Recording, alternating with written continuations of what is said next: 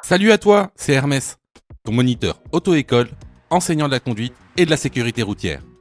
Aujourd'hui, je te propose un examen complet du code de la route, commenté et corrigé. Allez, on perd pas de temps, on commence tout de suite.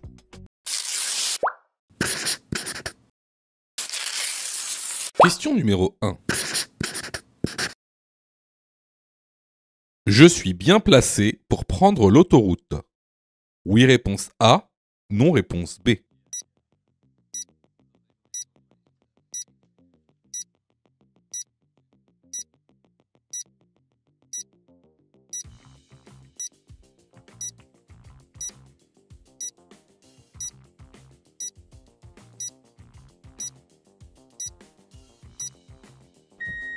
Alors, il faut que tu saches que quand tu t'engages dans un carrefour à sens giratoire, il y a des procédures à suivre. Il y a la procédure pour prendre la sortie de droite, la procédure pour prendre la sortie en face, la procédure pour prendre la sortie à gauche et la procédure pour faire demi-tour. Alors ici, si on regarde la carte, on voit que pour prendre l'autoroute, on devra prendre la sortie de gauche. Alors, quelle est la procédure pour prendre la sortie de gauche lorsque on rentre dans un carrefour à sens giratoire? Alors, tout d'abord, on va se mettre sur la voie de gauche avant d'entreprendre ce carrefour. Ensuite, ce qu'on va faire, c'est qu'on va devoir laisser le passage aux véhicules qui viennent de gauche, car c'est un carrefour à sens giratoire. Lorsqu'on est dans le carrefour, on prend la voie toujours de gauche dans le carrefour à sens giratoire. Et lorsqu'on arrive à cet endroit, on va devoir tout d'abord faire un contrôle du rétro droit, puis de l'angle mort droit.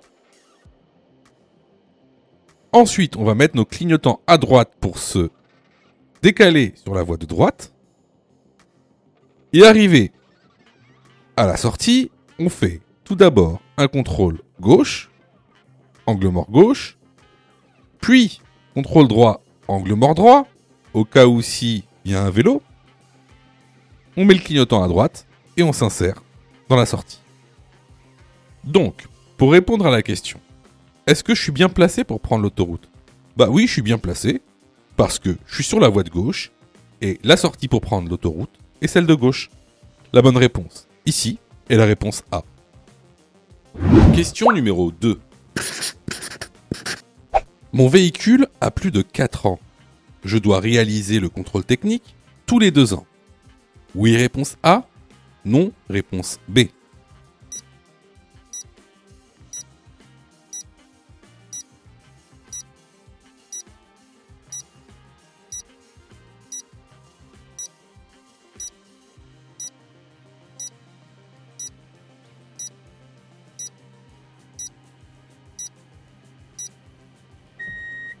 Alors, vous avez beaucoup de mal avec le contrôle technique.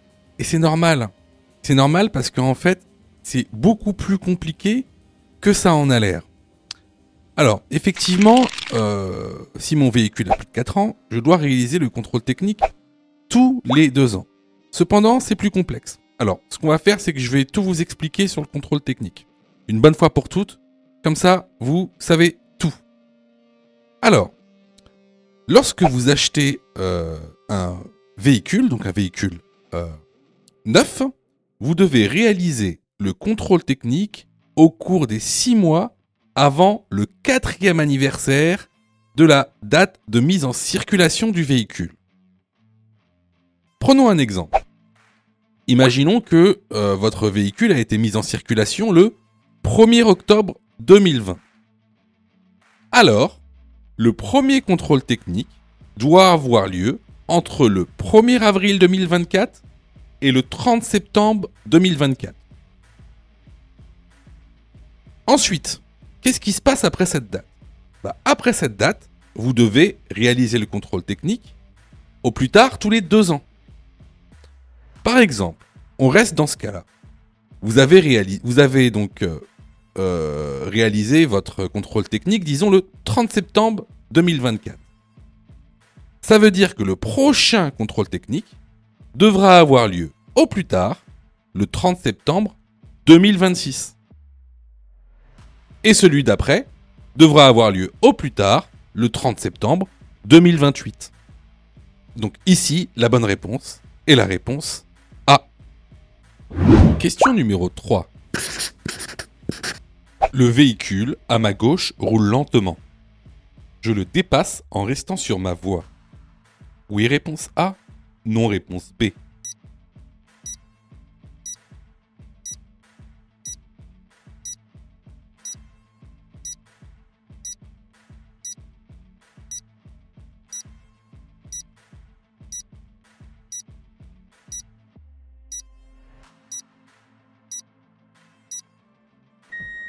Alors ici, on a un véhicule donc sur la voie de gauche qui roule lentement.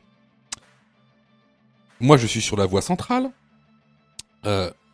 Est-ce que je peux le dépasser en restant sur ma voie? Eh bien non. Pourquoi je ne peux pas le dépasser en restant sur ma voie? Car si je le dépasse en restant sur ma voie, je vais le dépasser par la droite. Or, c'est strictement interdit de dépasser un véhicule par la droite. Alors, qu'est-ce qu'on fait dans cette situation? Dans cette situation, si le véhicule à gauche roule lentement, tiens, d'ailleurs, qu'est-ce que ça veut dire que rouler lentement sur la voie de gauche? Est-ce que vous connaissez la vitesse minimale autorisée sur la voie de gauche? Bon, si vous ne le savez pas, je vous conseille vraiment d'aller sur la plateforme pédagogique, car c'est le B.A.B.A. C'est pas grave si vous ne le savez pas, vous êtes en processus d'apprentissage, vous apprenez, mais au minima, vraiment, apprenez votre code de la route, car c'est du code de la route niveau 0.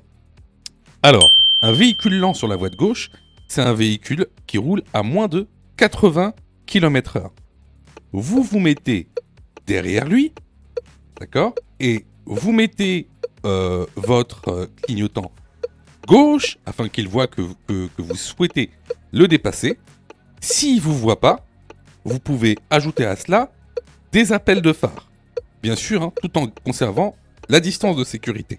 Hein, ne le collez pas. Après ça, vous le laissez se rabattre sur la voie centrale et là, vous allez pouvoir le dépasser. Donc, ici, est-ce que je le dépasse en restant sur ma voie? La bonne réponse est la réponse B. Question numéro 4. À cette intersection, je peux tourner à gauche. Oui, réponse A. Non, réponse B.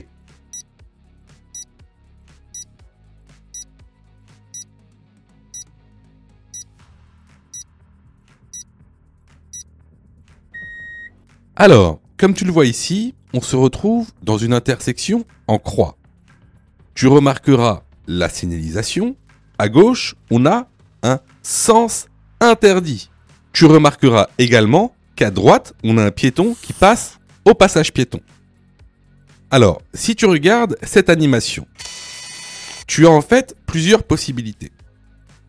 Bien sûr, il sera interdit de tourner à gauche.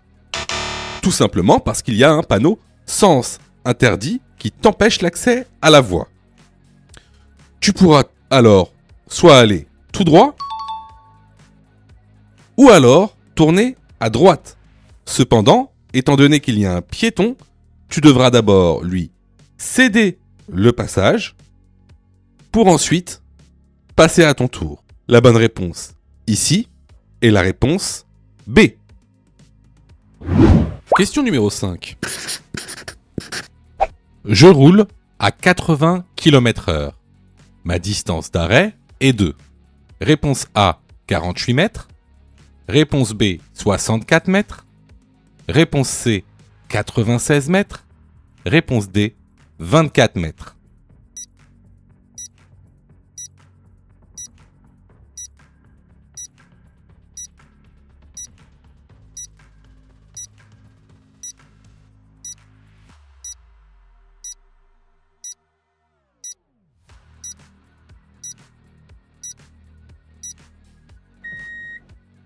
Alors ici, vous avez vraiment, en général, du mal avec ces questions-là. Donc on va voir ça avec précision pour plus que vous refassiez les mêmes erreurs.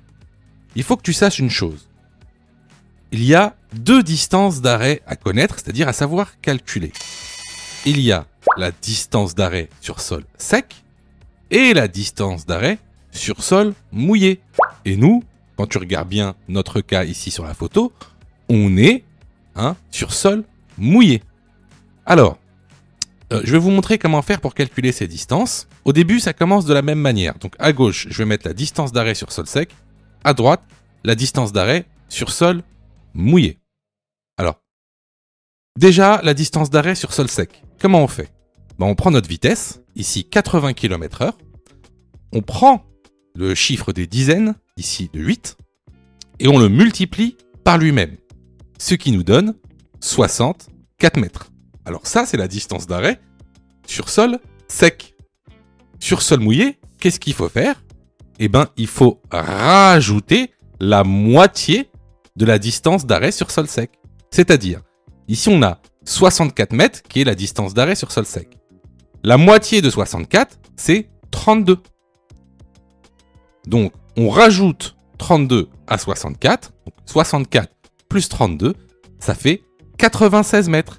La distance d'arrêt ici est de 96 mètres parce qu'on est sur sol mouillé. La bonne réponse est la réponse C. Question numéro 6. En tournant à droite, je ralentis. Oui, réponse A. Non, réponse B.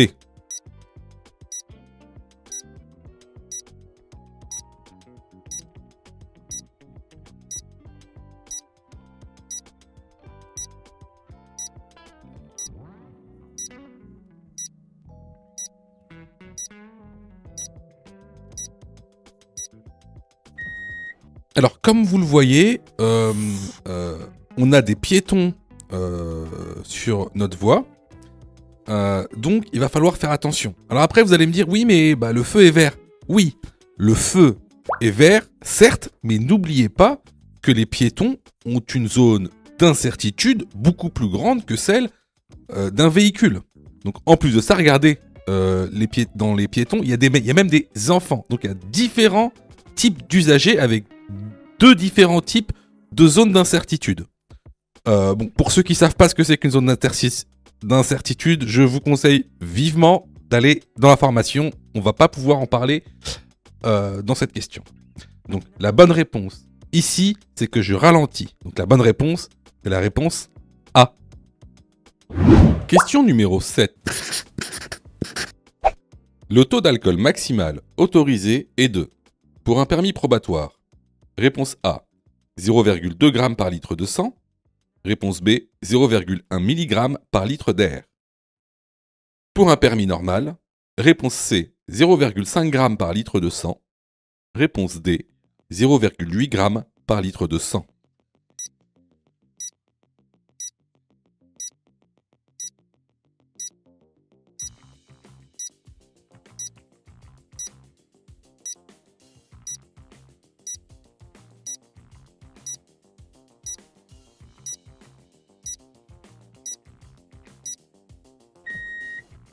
Alors, ça, c'est vraiment une question de cours qu'il faut apprendre par cœur. Je vous conseille vraiment de vous former. On a mis en place une formation. Vous pouvez aller la voir. Elle est en lien dans la description de la vidéo. C'est vraiment des questions qui sont très récurrentes à l'examen du code de la route, nouvelle réforme. Alors, comme vous le voyez sur ce document de cours, donc pour un permis normal, le taux maximal autorisé d'alcool est de 0,5 g par litre de sang. Ce qui correspond à 0,25 mg par litre d'air expiré. Pour un probatoire, par contre, la limite est plus basse. Elle est de 0,2 g par litre de sang, soit 0,1 mg par litre d'air expiré. Alors, si vous regardez bien, tu vas peut-être me dire, bah oui, mais c'est 0,5 g ou c'est 0,8 g, par exemple, pour un permis normal. Alors, Le taux maximal autorisé avant contravention, par exemple pour un permis normal, il est de 0,5 g par litre de sang. Mais il y a un taux qui est délictuel. Ça veut dire qu'il y a un taux qui est de 0,8 g par litre de sang, que vous soyez dans un permis normal ou probatoire. Si vous dépassez les 0,8 g par litre de sang, là, cette infraction n'est plus une contravention, mais un délit. Ah! Et là, tu vas me dire, bah oui, mais c'est quoi la différence entre une contravention et un délit? Alors ça, c'est important quand même à savoir. En fait, une contravention et un délit, ce sont des infractions. Il y a différents types d'infractions qui sont classées selon leur gravité. Donc, les moins graves, c'est les contraventions. Ensuite, vous avez les délits. Et ensuite, vous avez les crimes. Bon, on ne parlera pas de crimes ici, parce qu'on parle de code de la route. Nous, on va parler des contraventions et des délits. Donc, concernant les contraventions, ils sont classés par classe. Contravention de première classe, deuxième classe, troisième classe, quatrième classe, cinquième classe. En général, c'est des amendes. Parfois, vous allez avoir, par exemple, des suspensions de permis selon certains cas. Par contre, les délits, c'est et des amendes et des peines de prison qui vont de 2 mois jusqu'à 10 ans. Voilà. Donc, voilà pour les contraventions et les délits. Donc, ici, les bonnes réponses vont être les réponses A, B et C. Question numéro 8. Avant d'effectuer un long trajet avec mon véhicule électrique, je m'assure que la batterie soit complètement chargée. Oui, réponse A. Non, réponse B.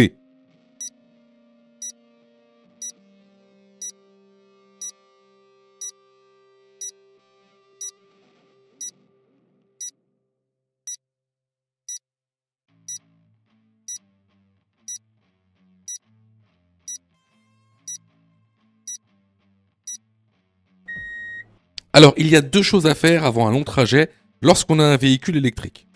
La première chose, c'est de charger sa batterie suffisamment. La deuxième chose, c'est de vérifier tous les points de recharge le long de votre trajet. La bonne réponse ici est la réponse A. Question numéro 9.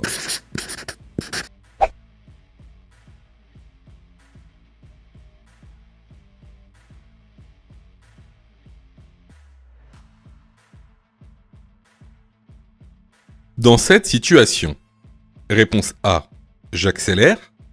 Réponse B, je ralentis et je passe. Réponse C, je m'arrête.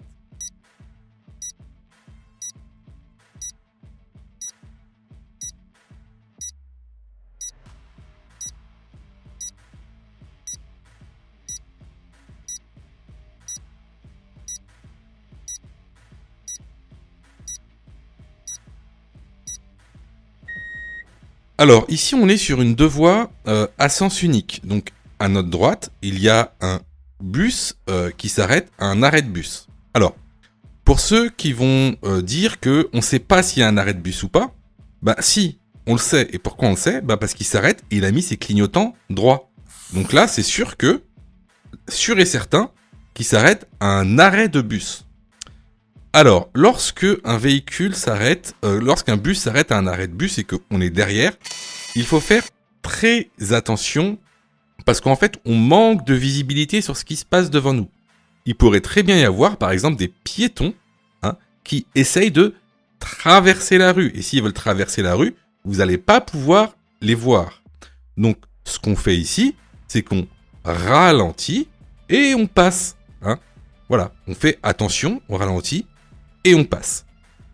Alors, pour ceux qui vont dire, bah ouais, mais j'ai cru qu'il n'y avait pas assez de place pour que je passe. Bah si, là vraiment, là, il y a assez de place pour que vous puissiez passer avec une voiture. Donc ici, la bonne réponse est la réponse B. Question numéro 10.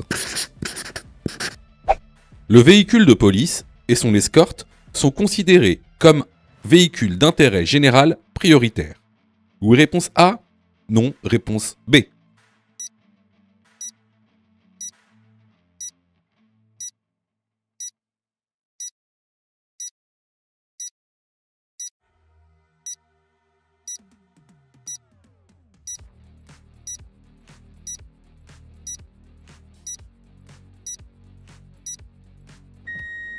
Alors, il faut que tu saches une chose. En fait, il y a deux types de véhicules d'intérêt général.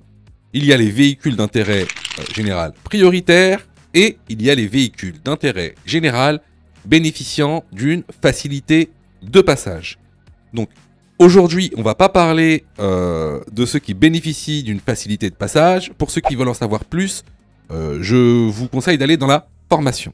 Donc ici, la police fait partie des véhicules d'intérêt général prioritaire. Vous avez la police, tous les véhicules de police, hein, ça peut être les véhicules par exemple pénitentiaires. Donc la police, vous avez la gendarmerie et vous avez tous aussi les véhicules hospitaliers comme le SAMU ou le SMUR. Alors, ils sont considérés comme véhicules d'intérêt général prioritaire seulement lorsqu'ils sont en intervention. Ici, si vous regardez bien, on a un motard qui escorte le cortège. Et derrière, on a le cortège constitué de véhicules qui ont leur gyrophare. Donc, ils sont bien en intervention. Donc ici, dans ce contexte, le véhicule de police et son escorte sont considérés comme véhicules d'intérêt général prioritaire. La bonne réponse ici est la réponse A. Question numéro 11. Je roule à 85 km/h en période probatoire. Réponse A, je suis en infraction. Réponse B, je respecte la vitesse réglementaire.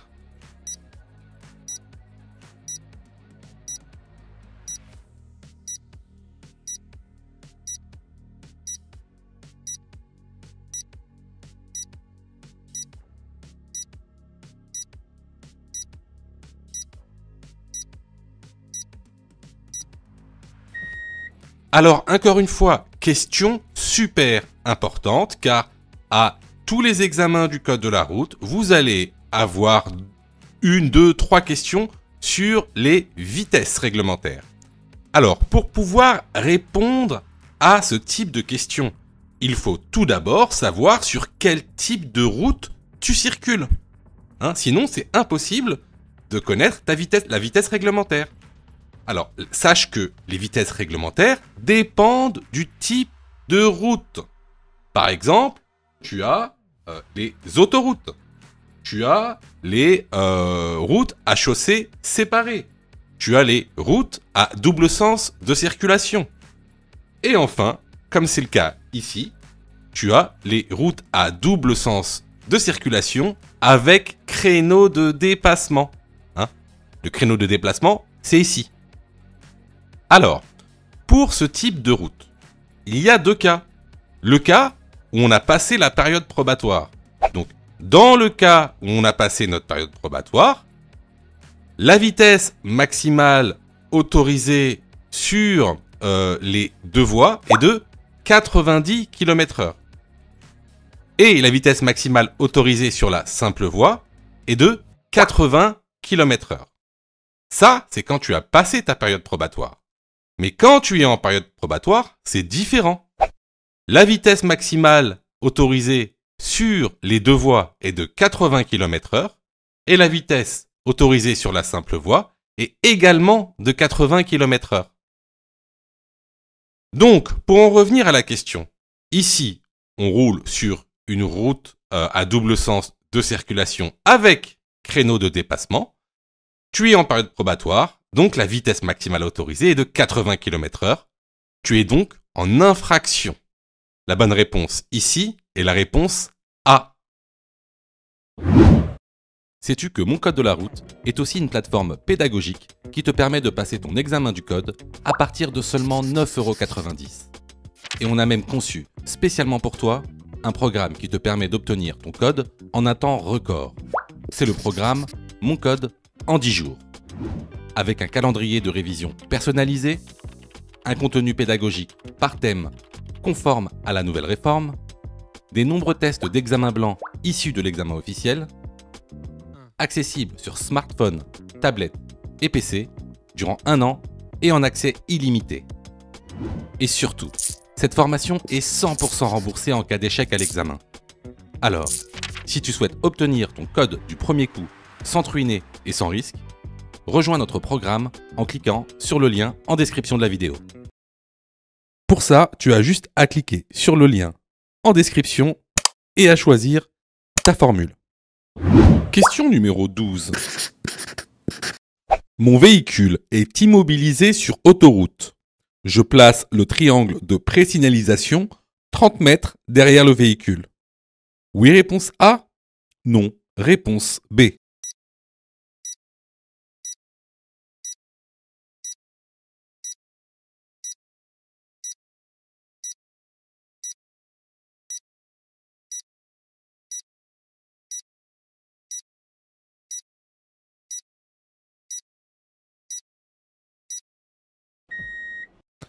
Alors, j'aime beaucoup cette question parce qu'en fait, ça montre si tu connais réellement ton code de la route ou pas. Vous faites souvent cette erreur sur cette question, souvent parce que vous avez été, il faut le dire, mal formé en fait. Voilà, vous n'avez pas suivi une bonne pédagogie. Alors, vous savez que sur autoroute, il est interdit de sortir de son véhicule. C'est strictement interdit de marcher sur l'autoroute. C'est une infraction. D'ailleurs, votre temps de survie sur autoroute, lorsque vous êtes un piéton, ne dépasse pas 20 minutes. Donc, sur autoroute, lorsque mon véhicule est immobilisé, je ne mets pas de triangle de présignalisation, je reste dans ma voiture, sur la bande d'arrêt d'urgence. Alors, souvent vous confondez entre mettre un triangle de présignalisation sur autoroute et en agglomération.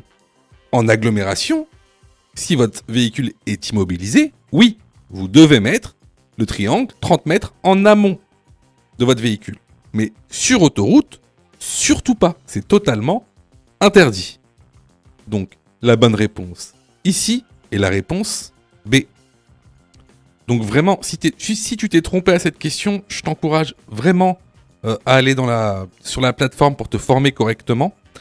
Parce que en fait, ça montre que t'as pas les notions nécessaires. Tout simplement. Allez, on passe à la prochaine question. Question numéro 13.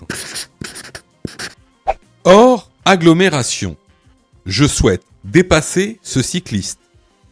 Je dois laisser un intervalle de sécurité de réponse A 0,5 m, réponse B 1,5 m, réponse C 2 mètres.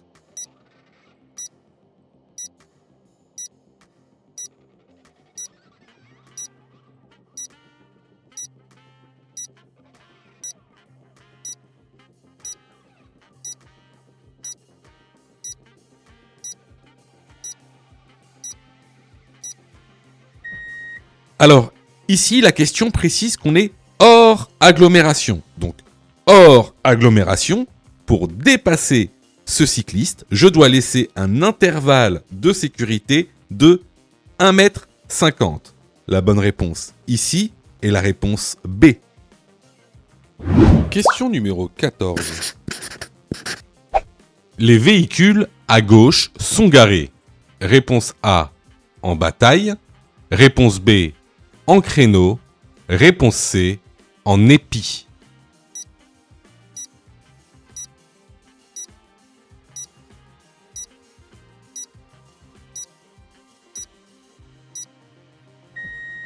Alors, vous avez 3 manières de vous stationner. La première, la plus commune, c'est le stationnement en créneau. Le stationnement en créneau, c'est lorsque les voitures se garent parallèles à la route. Ensuite, vous avez le stationnement en bataille. Le stationnement en bataille, c'est lorsque les véhicules se stationnent perpendiculairement à la route. Et enfin, vous avez le stationnement en épi, c'est lorsque les véhicules se stationnent en biais par rapport à la route. Dans cette situation, comme vous le voyez à gauche, les voitures sont stationnées perpendiculairement à la route. On est donc dans un stationnement en bataille sur les véhicules qui sont garés à gauche. La bonne réponse ici est la réponse A. Question numéro 15. Je roule en feu de route. Oui, réponse A. Non, réponse B.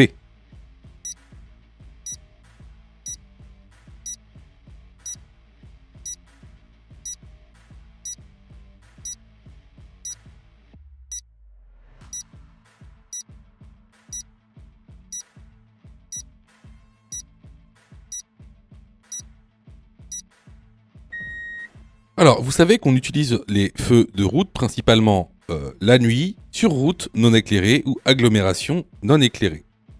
Alors ici, effectivement, on roule sur une route non éclairée. On voit que les lampadaires sont quasiment pas allumés. Ils éclairent pas. Alors, cependant, la route est éclairée par la circulation dense, donc par les autres usagers. De plus, il y a une exception à cette règle. C'est que il ne faut pas éblouir les autres usagers de la route. Or ici, si on met nos feux de route, on va éblouir les véhicules qui viennent en sens inverse et les véhicules qui sont devant nous. Donc ici, je ne roule pas en feu de route. La bonne réponse est la réponse B. Je vois que tu es super motivé pour avoir ton code. Alors, soutiens la chaîne en t'abonnant et surtout en activant les notifications afin d'être prévenu des dernières vidéos mises en ligne.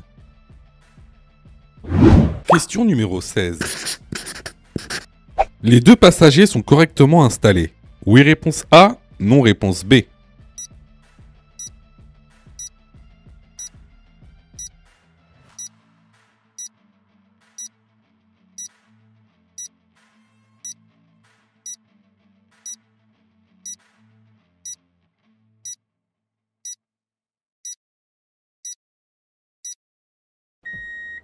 Ici, bien sûr qu'ils sont très mal installés.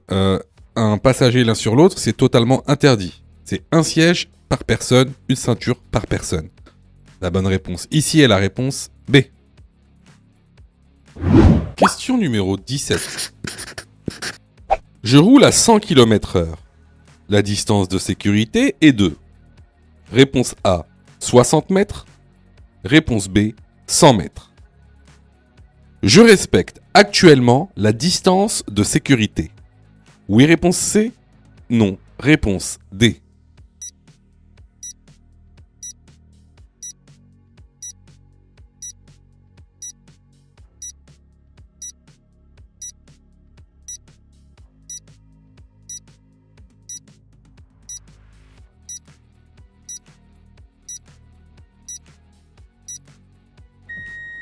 Alors, c'est une question très intéressante. Pourquoi ?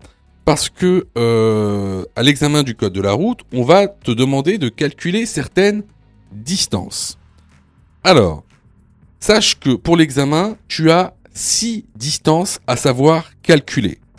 Tout d'abord, la distance parcourue pendant le temps de réaction. Ensuite, la distance de sécurité. Ensuite, la distance d'arrêt. Également, la distance d'arrêt sur sol mouillé. Ensuite, la distance de freinage. Et enfin, la distance de freinage sur sol mouillé. Alors, ici, on va parler de la distance de sécurité. Alors, tout d'abord, c'est quoi la distance de sécurité ? La distance de sécurité, c'est la distance minimale réglementaire qui sépare deux véhicules. Mais à quoi ça correspond exactement ? Ça correspond à la distance parcourue en 2 secondes. Alors, comment on la calcule ? Par exemple, ici, on roule à 100 km/h. Donc, on prend le chiffre des dizaines. Ici, le chiffre des dizaines, c'est 10. Et on va tout d'abord le multiplier par 3. Donc, 3 fois 10, 30. Ce chiffre, on va le multiplier par 2. Donc 2 fois 30, 60. Donc à 100 km/h, la distance de sécurité est de 60 mètres. Ensuite, la deuxième question. Est-ce que je respecte la distance de sécurité actuellement? Eh bien, pour savoir ça, il faut regarder les lignes de rive à droite. D'accord? Pour savoir si tu respectes la distance de sécurité dans ce cas-là, bah, il faut que tu aies 2 lignes de rive qui te séparent avec le véhicule qu'il y a devant toi. Or, ici, on voit bien qu'on ne les a pas les 2 lignes de rive. Donc ici, la distance de sécurité n'est pas adaptée. Et elle n'est pas bonne. On ne la respecte pas. Donc, pour cette question, les bonnes réponses sont les réponses A et D. Question numéro 18. Ce bouchon est celui du réservoir du liquide de frein. Oui, réponse A. Non, réponse B.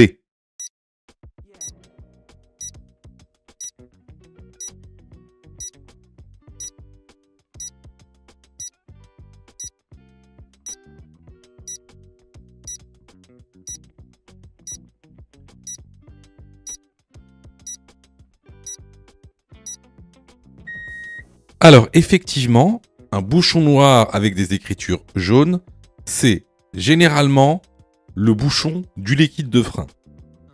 Ici, pour en être sûr, on voit que, regardez qu'est-ce qu'il y a. Il y a le pictogramme du liquide de frein. Donc, ici, ce bouchon est bien celui du réservoir de liquide de frein. La bonne réponse est la réponse A. Question numéro 19. L'intervalle de sécurité entre deux véhicules est de A. 1 seconde, B. 2 secondes, C. 3 secondes.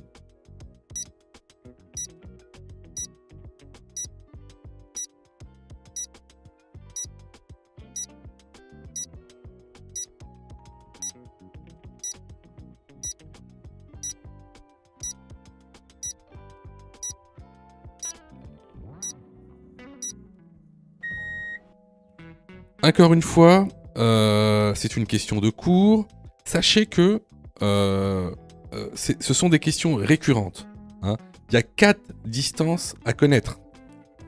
La distance de sécurité, la distance de réaction, la distance de freinage et la distance d'arrêt. Vous devez comprendre ces 4 distances et vous devez savoir les calculer. Ça, vous allez voir ça dans le cours. On ne va pas pouvoir voir ça aujourd'hui, ce serait trop long. Aujourd'hui, on parle d'intervalle de sécurité ou de distance de sécurité. L'intervalle de sécurité entre deux voitures doit être de 2 secondes. C'est-à-dire que ce qui vous sépare en temps entre vous et la voiture qui a devant, c'est 2 secondes. Donc ici, la bonne réponse est la réponse B. Question numéro 20.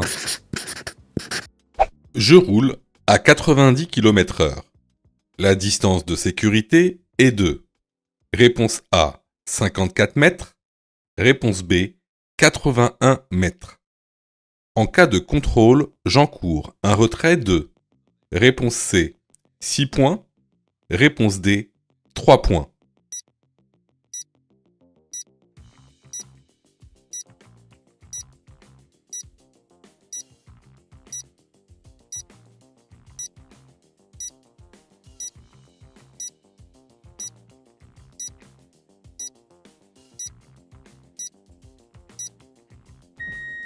Alors, n'oubliez pas, c'est une notion qu'on a vue plusieurs fois, que ce soit dans la formation ou même les vidéos YouTube. La distance de sécurité, c'est la distance minimale réglementaire qui te sépare d'un autre véhicule. En tout cas, du véhicule qu'il y a devant toi. Cette distance correspond à la distance parcourue pendant 2 secondes. Cette distance de sécurité, elle se calcule et tu dois savoir la calculer pour passer ton code. Comment on fait? On prend la vitesse, ici 90 km/h, on extrait la dizaine, ici la dizaine c'est 9, et on multiplie ce chiffre par 6. Ce qui nous donne ici 54. Donc à 90 km/h, la distance de sécurité est de 54 mètres. Si tu ne respectes pas cette distance de sécurité réglementaire, c'est une contravention de 4e classe, tu encours 3 points sur ton permis de conduire et également une amende de 135 €. Donc ici, les bonnes réponses vont être les réponses A et D. Question numéro 21. Je suis sur autoroute. La vitesse maximale d'un poids lourd est de A. 90 km/h, B. 110 km/h. J'ai passé ma période probatoire. Je peux dépasser le camion. Oui, réponse C. Non, réponse D.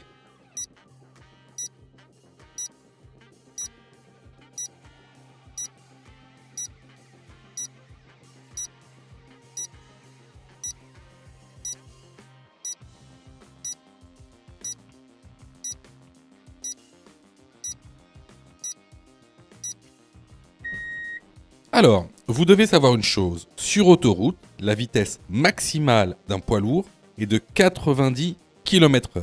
Ça, c'est une obligation pour eux. Ensuite, deuxième question. J'ai passé ma période probatoire, je peux dépasser le camion. Alors, ici, on roule sur autoroute. N'oubliez pas ce document que vous pouvez retrouver dans la formation qui indique toutes les vitesses maximales selon les types de route. Donc, je suis sur autoroute et en plus, j'ai passé ma période probatoire. Donc, la vitesse maximale autorisée est de 130 km/h. Le camion roule à 90 et moi, regardez, je roule à 122 km/h. Donc, effectivement, ici, je peux dépasser le camion. Les bonnes réponses sont les réponses A et C. Question numéro 22. En panne sur autoroute. J'allume mes feux de détresse. Oui, réponse A. Non, réponse B. Je place un triangle de présignalisation 30 mètres derrière mon véhicule. Oui, réponse C. Non, réponse D.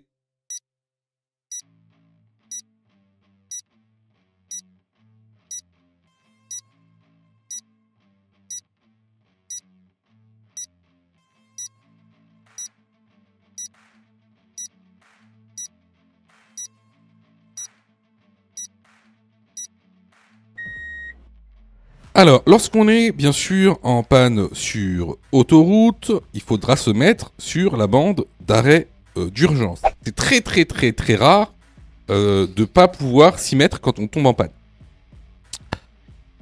Bien sûr, il faudra allumer ses feux de détresse. Par contre, le triangle de présignalisation est interdit sur autoroute. C'est trop dangereux. Sur autoroute, on n'a pas le droit, un piéton n'a pas le droit de marcher sur l'autoroute. Donc il n'a pas le droit de mettre un triangle de présignalisation. Donc ici, les bonnes réponses vont être les réponses A et D. Question numéro 23. Lorsque je m'installe, je règle d'abord A.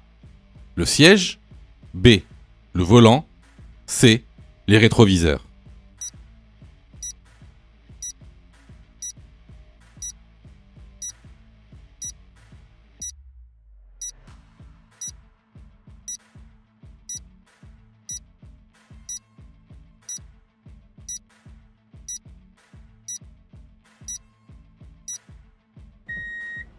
Alors là, encore une fois, c'est une question de cours très simple que vous pouvez retrouver dans la formation. On en a souvent parlé, que ce soit dans la formation ou même dans les vidéos YouTube. Donc, lorsqu'on s'installe à bord de son véhicule, la première des choses à faire, c'est de régler le siège. Dans un deuxième temps, on réglera le volant. Puis, à la fin de l'installation, on réglera les rétroviseurs. Donc ici, la bonne réponse est la réponse A. Les vidéos sont totalement gratuites, donc abonne-toi pour aider la chaîne et surtout, active les notifications pour être prévenu des dernières vidéos et avoir ton code beaucoup plus rapidement. Question numéro 24. À bord du véhicule, il est obligatoire d'avoir 2 gilets de haute visibilité. Oui, réponse A, non, réponse B.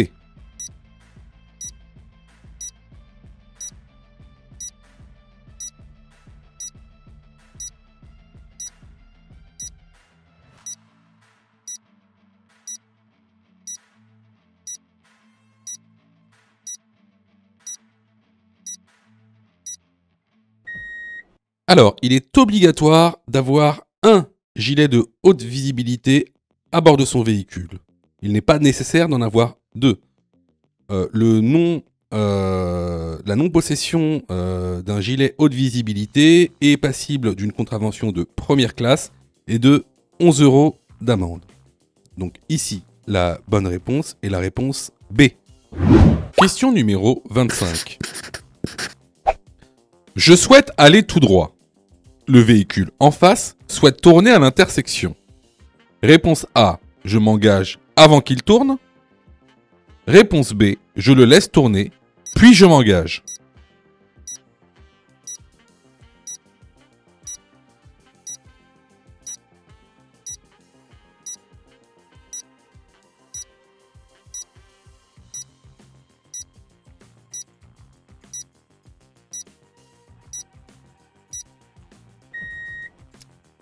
Alors, regardez bien ce qui se passe devant nous.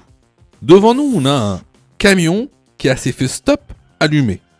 On peut même entrevoir, devant le camion, vous avez sur le côté droit, un bus qui est à l'arrêt également. Donc la circulation devant nous est à l'arrêt. On se retrouve sur une intersection où en face de nous, on a une voiture qui, elle, veut tourner à droite ou à sa gauche. Si je m'engage tout de suite, avant que la voiture ne tourne, qu'est-ce qui va se passer ? Il va se passer que je vais bloquer l'intersection. C'est-à-dire que la circulation en face et la circulation dans la voie dans laquelle je suis seront toutes les deux bloquées. Donc c'est interdit de faire ça. On n'a pas le droit de bloquer une intersection, même si le feu est au vert. Donc là, qu'est-ce que je fais ? Je m'arrête au feu, je laisse passer les véhicules qui veulent tourner, puis lorsque la circulation devant moi repartira, je pourrai m'engager. Donc, la bonne réponse ici est la réponse B. Question numéro 26. Durant la période hivernale, je dois équiper mon véhicule ou posséder un dispositif antidérapant. Oui, réponse A. Non, réponse B. Les pneus neige ou hiver doivent être montés sur toutes les roues. Oui, réponse C. Non, réponse D.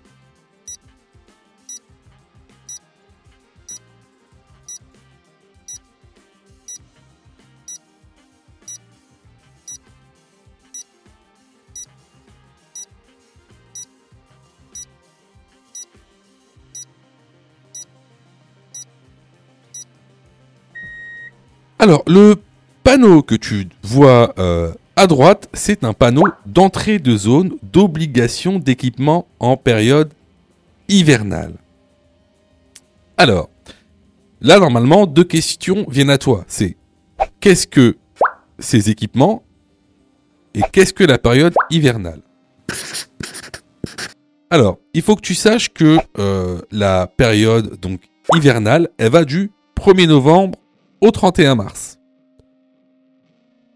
Donc ça veut dire qu'il est obligé d'équiper son véhicule de dispositifs antidérapants entre le 1er novembre et le 31 mars, seulement dans 34 départements. Alors, maintenant, qu'est-ce que sont ces équipements obligatoires ? Ces équipements obligatoires sont des dispositifs antidérapants. Alors, ça nous amène pas très loin. Donc, c'est quoi des dispositifs antidérapants ? Alors, il existe 2 types de dispositifs antidérapants. Vous avez les dispositifs antidérapants amovibles et vous avez les dispositifs antidérapants qu'on appelle les pneus hiver. Alors, concernant les dispositifs antidérapants amovibles, alors, vous avez tout d'abord les chaînes métalliques. Ensuite, vous avez également ce qu'on appelle les chaussettes. C'est comme des chaînes, mais en textile, en matière textile.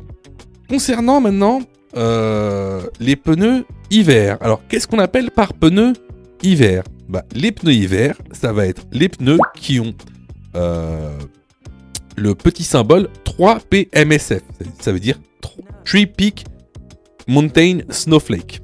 Donc, pour être considérés comme pneus hiver, ces pneus doivent avoir cette appellation, donc être estampillés par ce petit logo 3PMSF. Bon à savoir, vous devez équiper vos pneus hiver sur toutes les roues de votre véhicule, qu'elles soient motrices ou non. Donc, pour répondre à la question, durant la période hivernale, je dois équiper mon véhicule ou posséder un dispositif antidérapant. La bonne réponse est la réponse A. Les pneus neige doivent être montés sur toutes les roues. La bonne réponse est la réponse C. Alors, vous voyez, il y a beaucoup de gens, en fait, je sais, je sais que vous êtes trompés. Enfin, beaucoup d'entre vous se sont trompés. Je sais que vous passez beaucoup de temps à réviser votre code. Je le sais. Sûrement que même vous avez une application gratuite. Mais vous savez, les applications gratuites, si c'est gratuit, ne pensez pas que vous allez avoir de la qualité. D'accord ? Ne pensez pas ça. C'est pas pour rien qu'il y a 40% de taux d'échec. Quasiment la moitié des gens qui regardent cette vidéo vont rater leur code. Pas parce qu'ils n'ont pas travaillé, pas parce qu'ils sont nuls, parce que vous avez été mal formés. C'est pour ça que nous, on vous propose donc une plateforme de formation 100% dédiée au code de la route, réalisée par des professionnels, avec une méthodologie adéquate qui vous permettra d'avoir votre code de la route rapidement. En plus de ça, vraiment ça coûte pas cher. Vous pouvez commencer à vous former pour 9,90 €. Ça, c'est la formule la plus basse. Sinon, vous pouvez même choisir la formule Mon code en 10 jours. Et avec cette formule, vous êtes 100% remboursé si vous ratez votre code. Simplement en envoyant la preuve de votre échec. Donc voilà, moi un petit conseil que je vous donne, surtout si vous êtes trompé à cette question, allez dans la plateforme, formez-vous correctement, vous allez voir, ça va bien se passer. Pour ça, tu as juste à cliquer sur le lien en description et à choisir ta formule. Question numéro 27. La zone de danger la plus importante se trouve. Réponse A en A, réponse B en B, réponse C en C.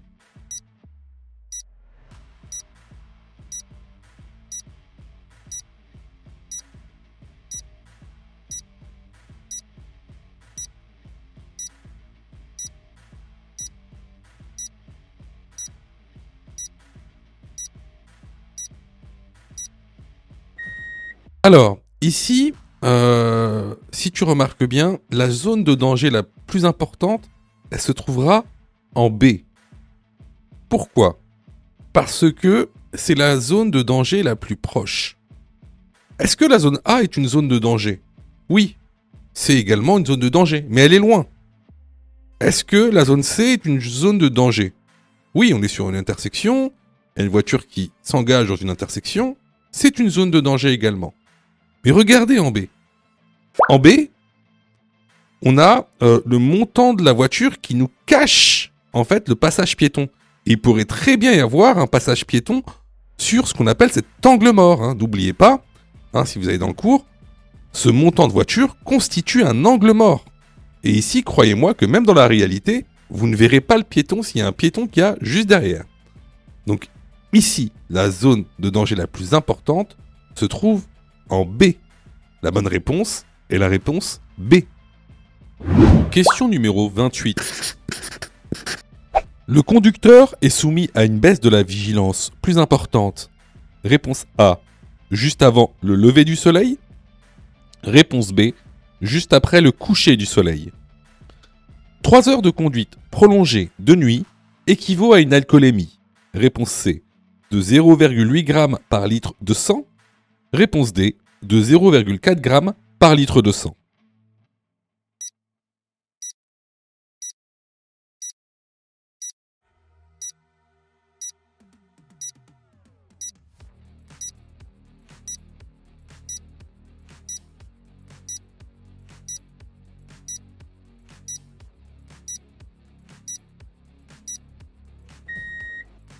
Alors, comme se montre le document, on a 2 baisses de vigilance très importantes chez l'être humain. Tout d'abord, juste avant le lever du soleil, entre 2h du matin et 5h du matin. Mais également en journée, entre 13h et 15h après le repas. À savoir qu'une conduite prolongée de nuit, notamment plus de 3 heures de conduite prolongée de nuit, équivaut à une alcoolémie de 0,8 g par litre de sang, ce qui équivaut à un taux délictuel. Donc ici, les bonnes réponses sont les réponses A et C. Question numéro 29. Les véhicules électriques permettent, réponse A, de diminuer la pollution, réponse B, de diminuer les nuisances sonores, réponse C, de diminuer les embouteillages.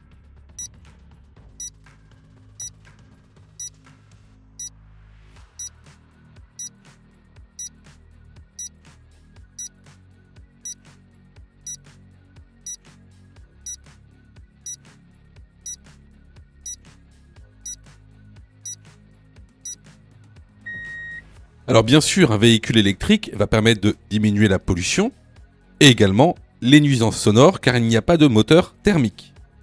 Par contre, ça ne permettra pas de diminuer les embouteillages. Les bonnes réponses ici sont les réponses A et B. Question numéro 30. L'ESP permet de maintenir sa trajectoire en cas d'évitement d'un obstacle. Oui, réponse A. Non, réponse B. D'éviter les accidents. Oui, réponse C. Non, réponse D.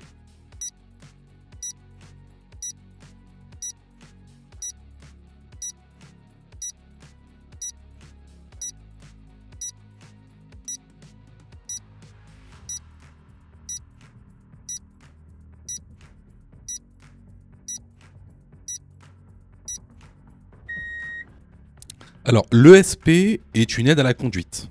C'est l'acronyme de Electric Stability Program. Sa fonction, en fait, est d'assurer le maintien de la trajectoire de la voiture en cas d'obstacle. En aucun cas, il vous permettra d'éviter les accidents. Alors, j'ai mis une petite vidéo avec l'évitement d'un obstacle avec ESP et sans ESP. Donc, en dessous, l'ESP est activé. Au-dessus, l'ESP n'est pas activé. On peut voir que en dessous, la voiture est beaucoup plus stable. Alors, je vous conseille vivement de connaître toutes les aides à la conduite parce que à chaque examen officiel, il y a au moins une question sur les aides à la conduite. Voilà. Donc ici, les bonnes réponses sont donc les réponses A et D.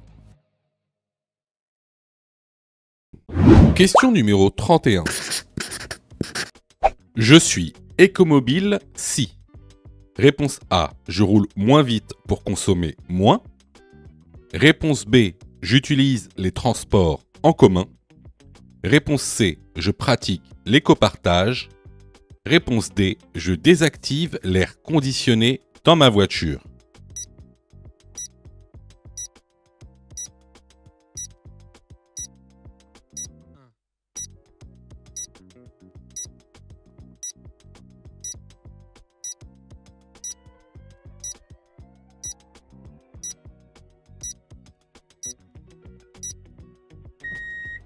Alors, cette question concerne le thème de l'environnement. N'oubliez pas, pour l'examen du code de la route, il y a 10 thèmes à connaître.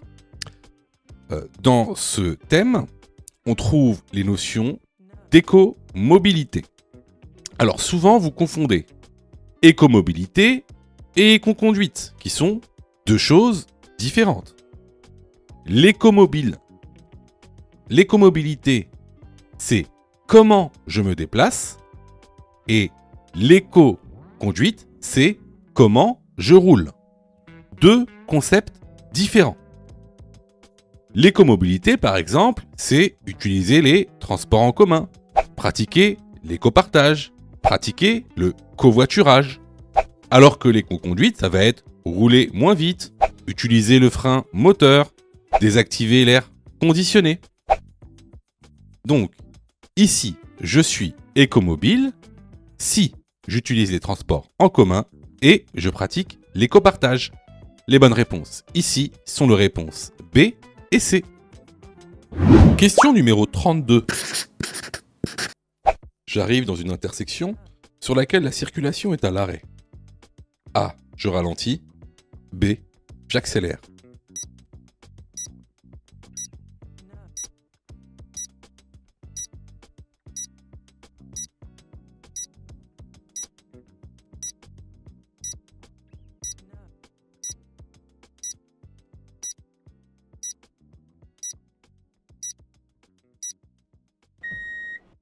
Alors, je suis sur une voie où il y a en fait deux voies. Une pour aller tout droit, l'autre pour aller à droite. Mon véhicule, moi, il est situé donc sur la voie de gauche. Donc moi, je vais tout droit. Seulement, on s'aperçoit qu'à l'intersection, on a un véhicule noir qui est à l'arrêt. Et en plus, on a une moto qui va tourner à droite. Et en plus, on sait qu'elle va tourner parce que la moto est penchée. Donc, dans ce cas-là, je ralentis. La bonne réponse est la réponse A. Question numéro 33.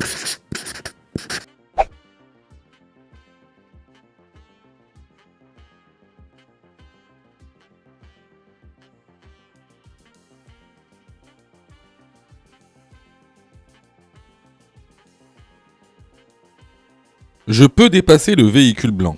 Oui, réponse A, non, réponse B.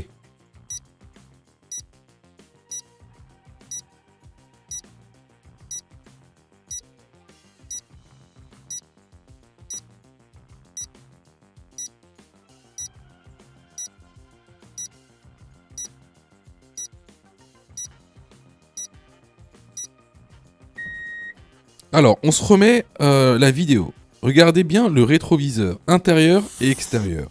On voit un véhicule qui se rapproche, qui grossit dans les rétros. Jusqu'à ce que, regardez là, hop, on le voit plus. Donc, il est passé dans l'angle mort.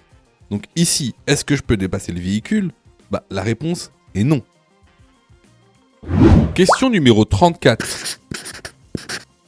Je souhaite faire demi-tour sur ce giratoire. J'actionne immédiatement le clignotant gauche. Oui, réponse A, non, réponse B. Je me place immédiatement sur la voie de gauche. Oui, réponse C, non, réponse D.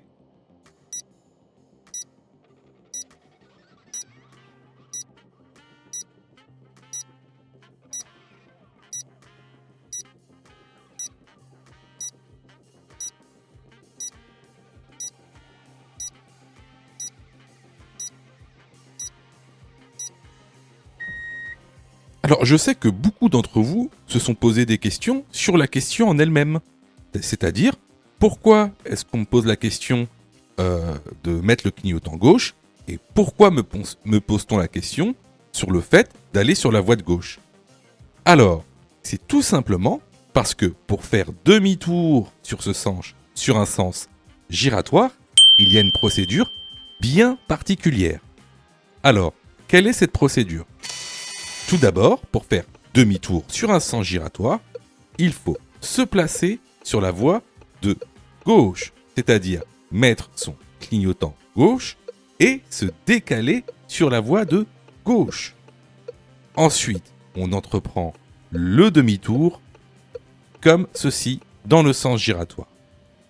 Alors, par contre, regarde bien la situation qu'on a ici.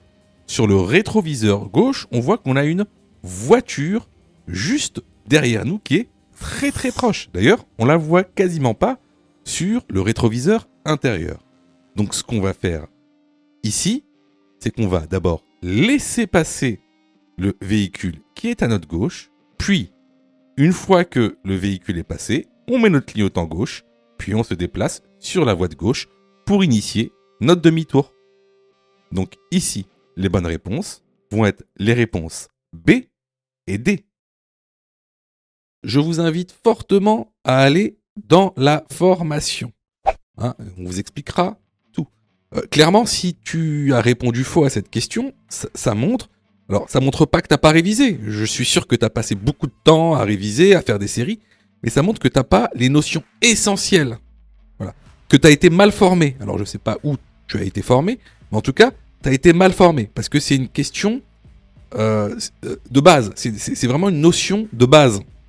Et puis, c'est bête de pas vouloir te former, parce que, par exemple, nous, on a mis en place une plateforme où tu peux te former à partir de 9,90 €. 9,90 € pour être formé correctement. En plus, si tu choisis de prendre la formule Mon code en 10 jours pour avoir ton code plus rapidement, ben, t'es remboursé à 100% si tu échoues à ton examen. Juste en montrant ta preuve d'échec. Voilà. Donc, bah écoutez, moi je vous conseille vivement de vous former, sachant que vous savez, ça coûte pas cher. Et en plus, si vous n'êtes pas prêt à mettre 9 € ou 40 € pour vous former correctement au code de la route, sachez que juste après, c'est le permis de conduire, c'est la conduite. C'est-à-dire que le permis de conduire coûte en moyenne 2000 € à peu près. C'est 37 heures en moyenne d'heures de conduite pour obtenir son permis en France. À peu près 2000 €, quoi, un peu moins. C'est 1800 €. Donc, si t'as pas 40 € ou 10 € pour te former au code de la route, ça va être compliqué de passer ta conduite et donc ton permis de conduire. Parce que là, ce sera 2000 €. Donc voilà, écoutez, on passe à la prochaine question. Question numéro 35. Dans le cas numéro 1, le piéton a la priorité. Oui, réponse A. Non, réponse B. Dans le cas numéro 2, le véhicule a la priorité. Oui, réponse C. Non, réponse D.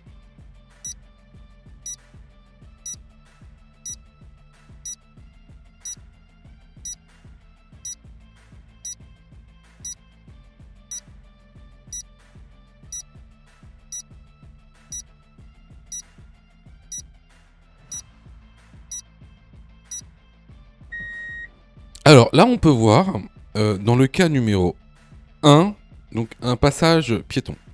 Dans le cas numéro 2, il n'y a pas de passage piéton. En tout cas, dans les deux cas, le piéton regarde devant lui, donc il n'a pas connaissance de la voiture qui vient derrière lui, et il s'apprête à traverser. Alors, la règle est que, peu importe la situation, quand un piéton est sur une voie ou qu'il s'apprête à aller dans une voie, alors il est prioritaire. Le piéton est toujours prioritaire quoi qu'il arrive. Même sur une autoroute, un piéton sur une autoroute sera prioritaire. Donc, ici, dans le cas numéro 1, le piéton a la priorité. Oui. Dans le cas numéro 2, le véhicule a la priorité. Non. Les bonnes réponses sont les réponses A et D. Question numéro 36. Je désactive l'airbag passager. Réponse A, si le passager me le demande. Réponse B, si le passager est un enfant avec un siège à dossier. Réponse C, si le passager est un enfant avec un siège à coque.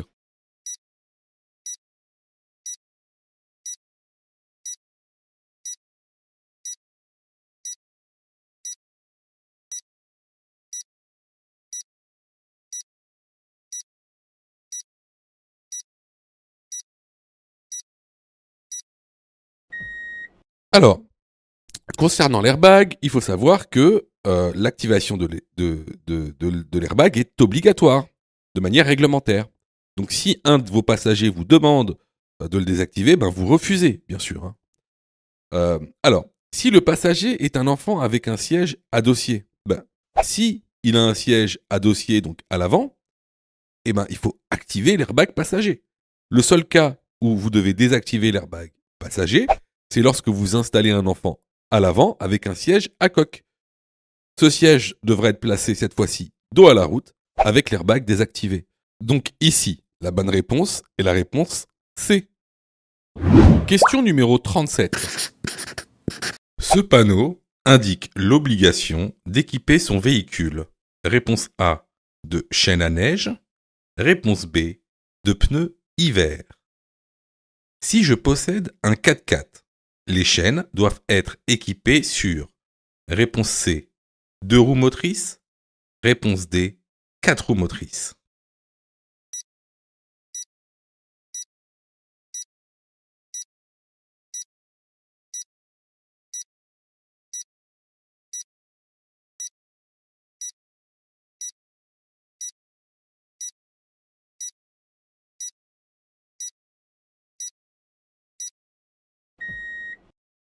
Alors, ce panneau, il est vraiment très spécifique.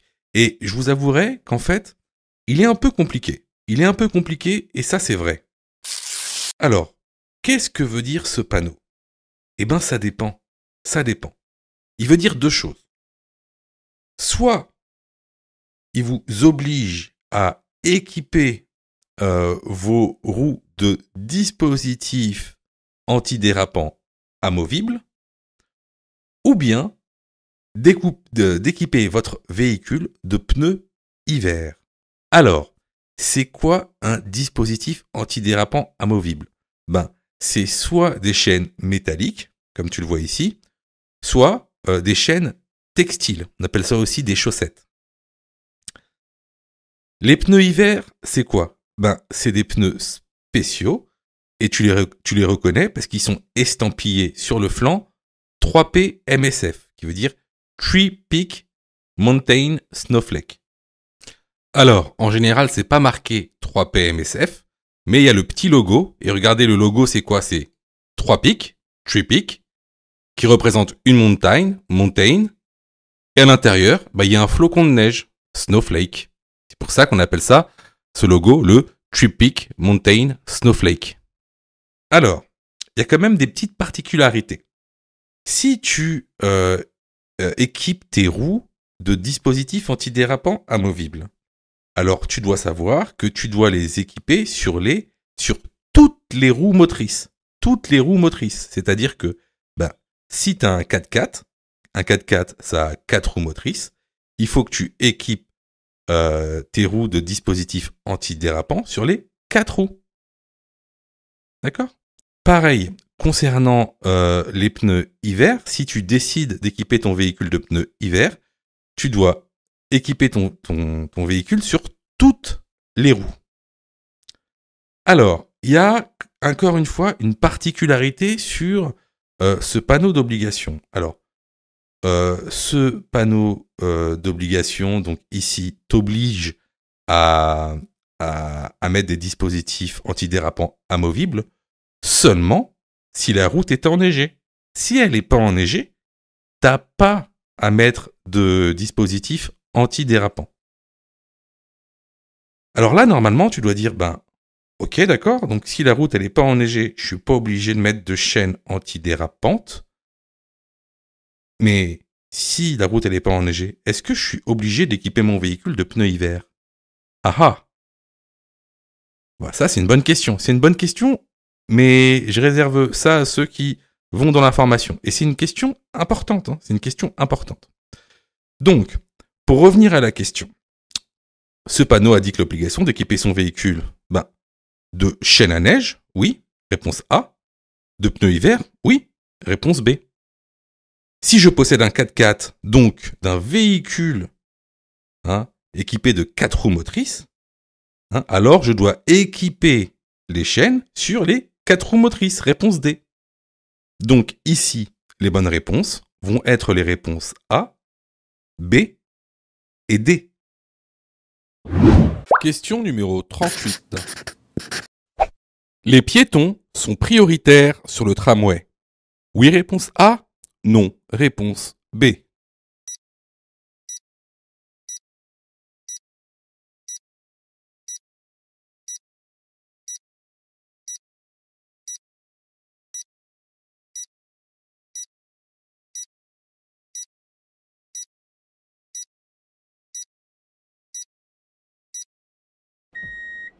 Alors, vous devez savoir que le tramway est toujours prioritaire sur tous les usagers de la route, piétons compris.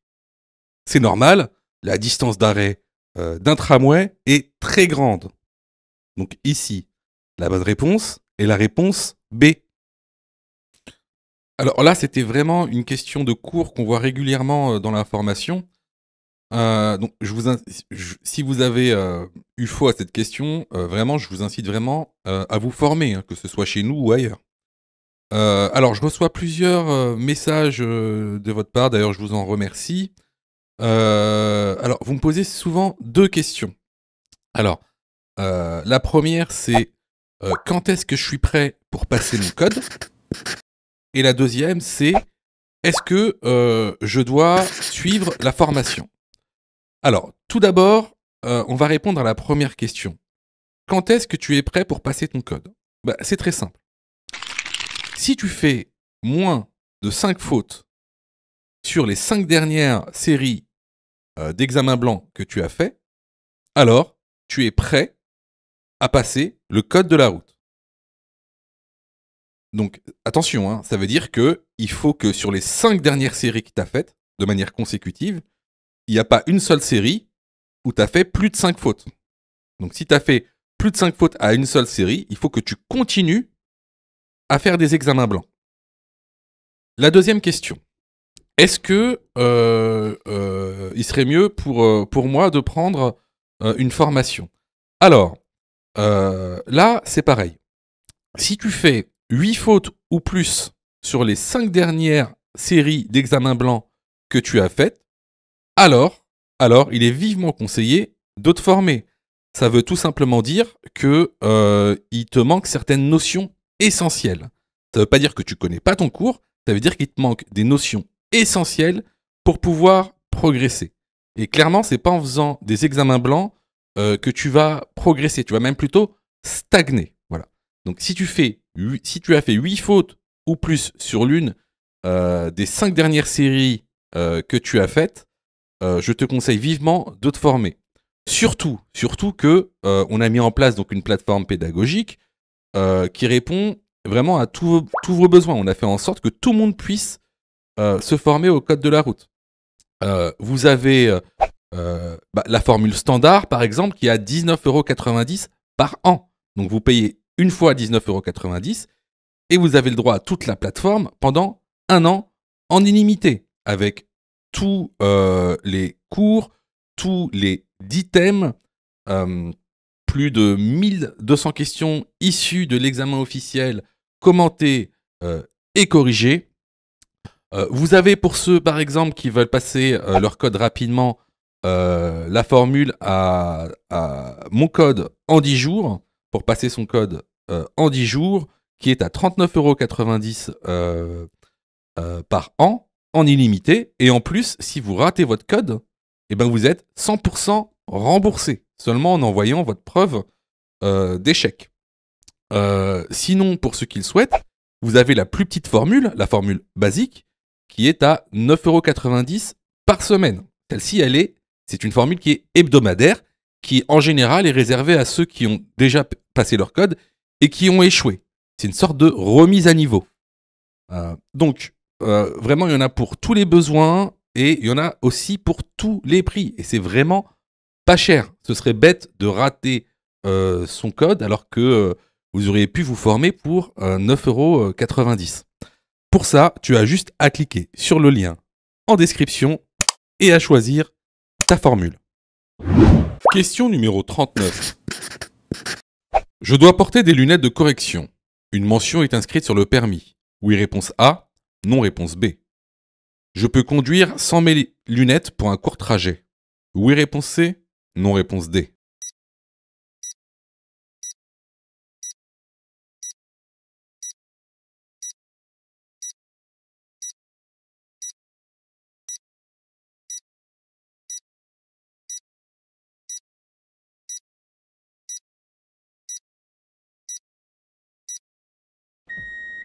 Alors effectivement, pour tous ceux qui ont des lunettes de correction, il y aura une mention inscrite sur votre permis de conduire. Par contre, même pour un court trajet, il vous est interdit de conduire sans vos lunettes. Les bonnes réponses ici sont les réponses A et D. Question numéro 40. Je circule sur autoroute. La vitesse maximale autorisée est de 90 km/h. Oui, réponse A. Non, réponse B.